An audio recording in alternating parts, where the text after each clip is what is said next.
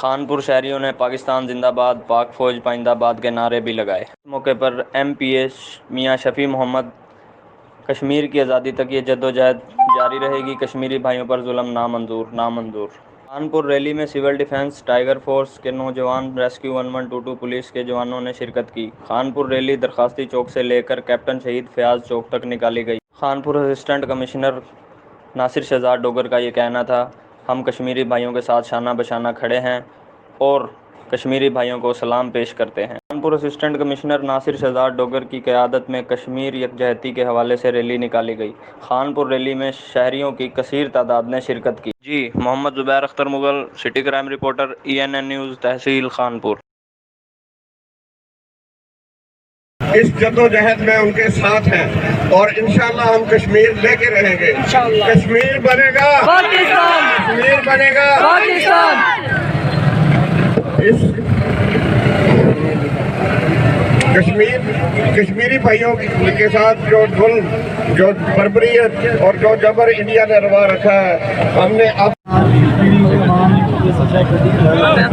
کھیتی کے لیے یہ ریلی نکالی اور یہاں جمع ہوئے اور پیغام دیا انڈیا کو کہ ہم اپنے کشمیری بھائیوں کے ساتھ ہیں۔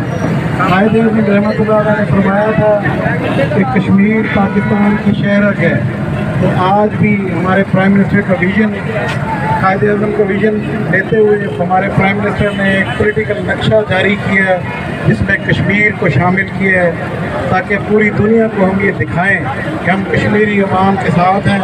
تو جس طرح یونائٹڈ نیشنز کی، اقوام متحدہ کی قراردادیں ہیں اور تقسیم ہند و پاک کی جو قراردادیں ہیں، ان سب پہ عمل ہونا چاہیے اور کشمیر کو آزاد ہونا چاہیے، اور کشمیری لوگوں کے 365 دن جو انہوں نے وہاں پہ اسیری کاٹ رہے ہیں، لاک ڈاؤن میں ہیں، تو اس سے ان کو آزاد ہونا چاہیے اور ان کا بھی حق ہے کہ وہ اپنے ملک میں کھلے عام جس طرح آپ آزادی سے پھر رہے ہیں اس طرح وہ بھی پھریں۔ ہم کشمیر بنے گا پاکستان، کشمیر بنے گا پاکستان، کشمیر بنے گا پاکستان۔